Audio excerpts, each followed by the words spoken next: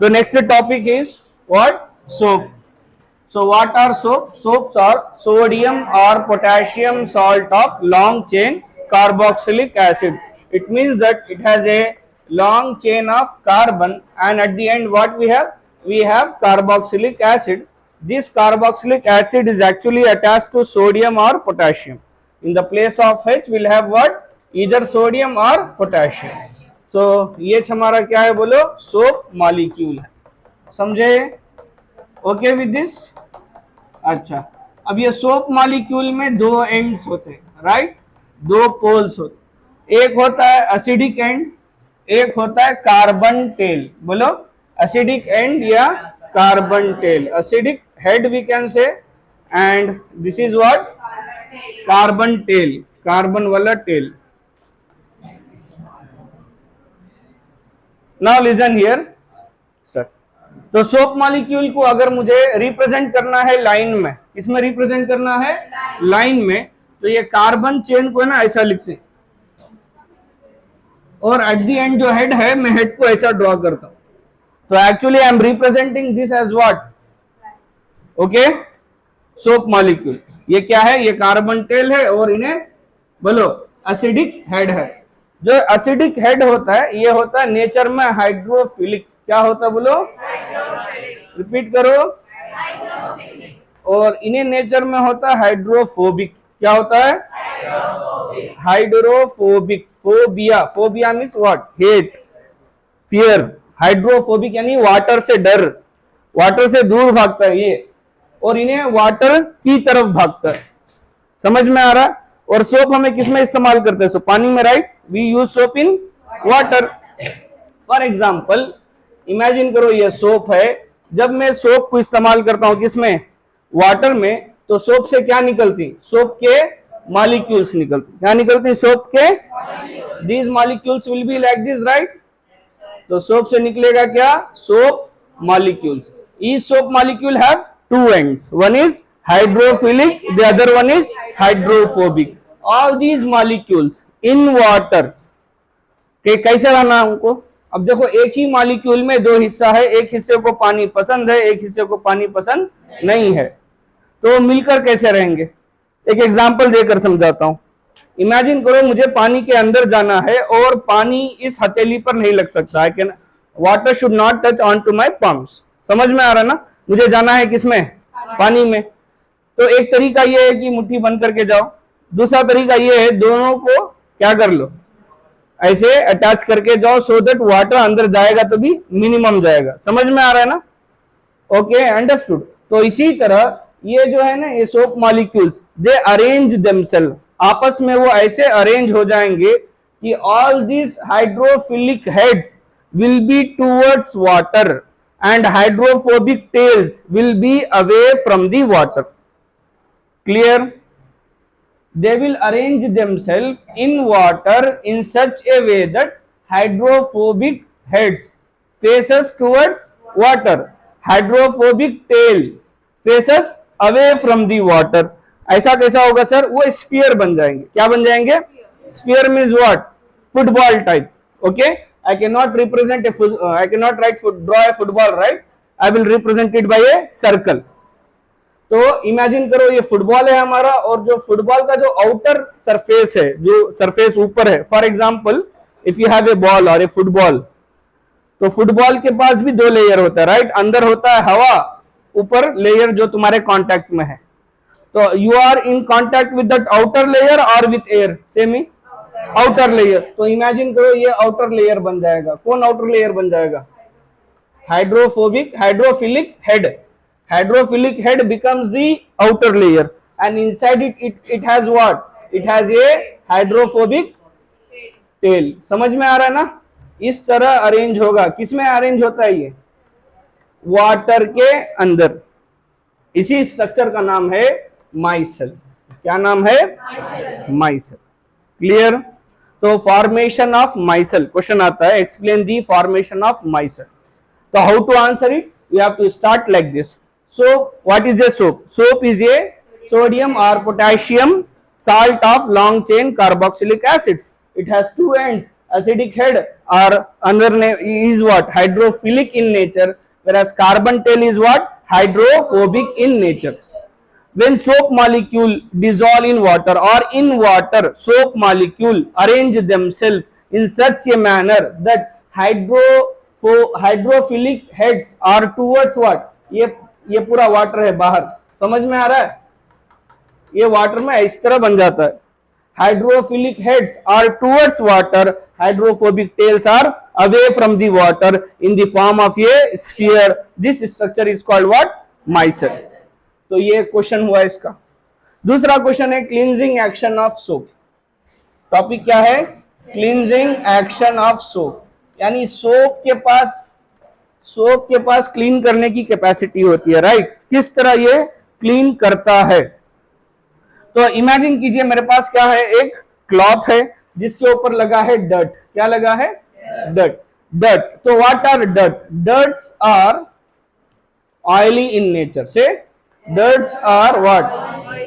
Dirts are oily in nature. Oily in nature. तो actually में dirt होता क्या है? डर्ट एक्चुअली में क्या होता है? ऑयल होता है. फॉर एग्जाम्पल कॉलर्स गंदे होते हैं. क्यों? Because we have a sebaceous gland here, sebum gland which release a sebum.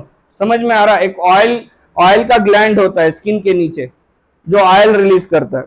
Okay, sweat के साथ ऑयल भी आता है. Do you know that? That oil will stick on the surface of the cloth and oil has the capacity to attract what? Dirt. Attract.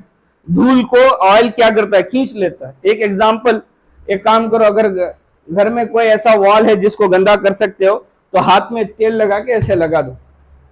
5-6 दिन के बाद देखना उतना एरिया क्या हो जाएगा? पूरा ब्लैक हो जाएगा, डार्क हो जाएगा. क्यों?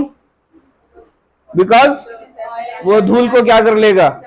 ओके, वो डर्ट को अट्रैक्ट कर लेता है. तो डर्ट एक्चुअली में क्या होता है? ऑयल होता है. Oil are what? हाइड्रोफिलिक और hydrophobic. What are oil? Oil को पानी पसंद है या पानी पसंद नहीं है? Oils are hydrophobic. तो ये हाइड्रोफोबिक है. इसको हमने पहले पानी में क्या करते हैं? पहले पानी से इसको भिगोते हैं, फिर उसके ऊपर सोप अप्लाई करते हैं. तो जैसे ही सोप अप्लाई करेंगे तो सोप से निकलेंगे सोप मॉलिक्यूल्स. सोप मॉलिक्यूल निकलेंगे तो सोप मॉलिक्यूल के पास 2 एंड होता है, हाइड्रोफिलिक और हाइड्रोफोबिक. तो ये जो हाइड्रोफोबिक टेल है इसको भी पानी पसंद नहीं है. यहाँ पर जो ऑयल ड्रॉपलेट है या डर्ट है उसको भी पानी पसंद नहीं है. तो ये भी पानी का दुश्मन, ये भी पानी का दुश्मन. दुश्मन आपस में दोस्त बन जाते हैं. समझ में आ रहा है ना? तो सारा हाइड्रोफोबिक टेल आके लग जाएगा यहाँ पे इस तरह. और ऊपर कौन है इसके? तो यहाँ पर भी एक माइसेल बन जाएगा. क्या बन जाएगा? माइसेल. और ये अटैचमेंट अच्छा स्ट्रांग होता है. तो ऑन मैकेनिकल एक्शन मतलब ओके, ब्रश लेकर ऐसे क्या कर रहे हो? रब कर रहे हो, या पत्थर पे मार रहे हो, या वॉशिंग मशीन में स्विल कर रहे हो. तो overall when you apply the mechanical action, वो एक्शन लगेगा पूरे माइसेल पे. तो माइसेल यहाँ से निकलने की कोशिश करेगा, यानी मूव होगा. कैसे मूव होगा? यहाँ पर अटैच है ना डर्ट से, तो वो जब अगर मूव होगा तो डर्ट को लेकर मूव होगा.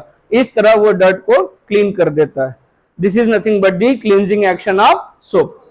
Okay, clear with this?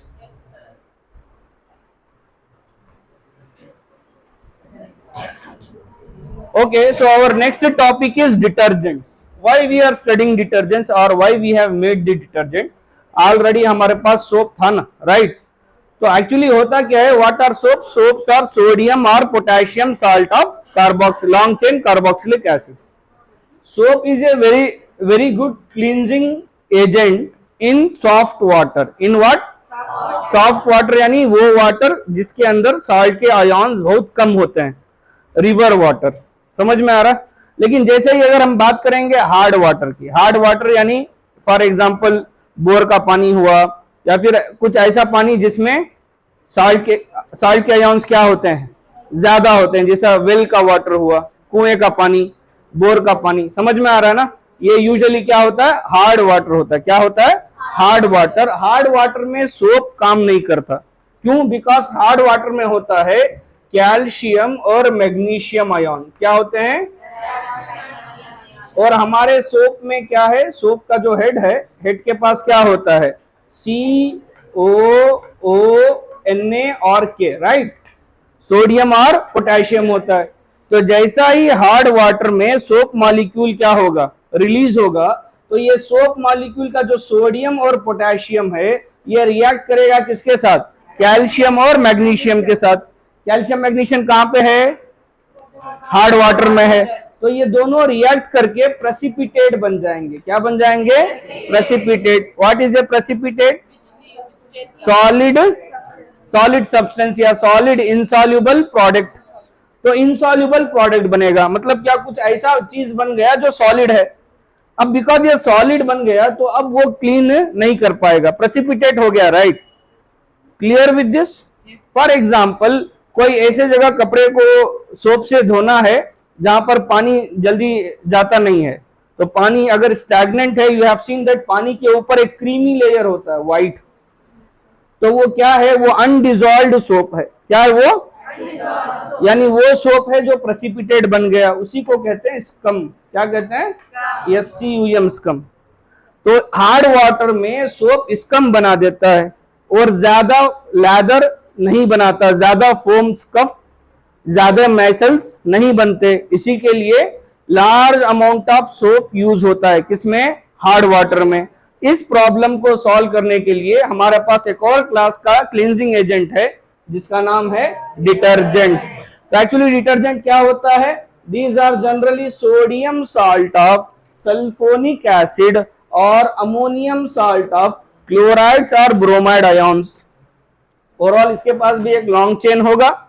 हमारे पास यहाँ पे कार्बोक्सिलिक एसिड था, यहाँ पे होगा सल्फोनिक एसिड और उसमें सोडियम या पोटेशियम, यूजुअली सोडियम लगा होता है। Clear with this. तो ये हमारा डिटर्जेंट है। अब यहां पर ये जो कैल्शियम और मैग्नीशियम है ये इसके साथ रिएक्ट नहीं होगा, रिएक्ट नहीं होगा तो स्कम भी नहीं बनेगा। जब स्कम नहीं बनेगा तो ये इजीली हार्ड वाटर में भी काम करता है। क्लियर, समझ में आया ना। इसीलिए डिटर्जेंट को यूज करते हैं किसमें, हार्ड वाटर में। Okay, so if the question ask like this, why detergents are better than soap, तो आंसर क्या लिखोगे, तो बोलना कि सोप जो है हार्ड वाटर में यूज नहीं होता है, या फिर हार्ड वाटर में सोप स्कम बना देगा। किस तरह बनाएगा, हार्ड वाटर के अंदर जो कैल्शियम और मैग्नीशियम आयन्स होते हैं उससे रिएक्ट होकर क्या बन जाएगा, इनसॉल्युबल प्रेसिपिटेट। समझ में आया, क्लियर विद दिस। और यही चीज डिटर्जेंट के साथ नहीं होता, इसीलिए डिटर्जेंट क्या है, बेहतर है। किससे बेहतर है, सोप से।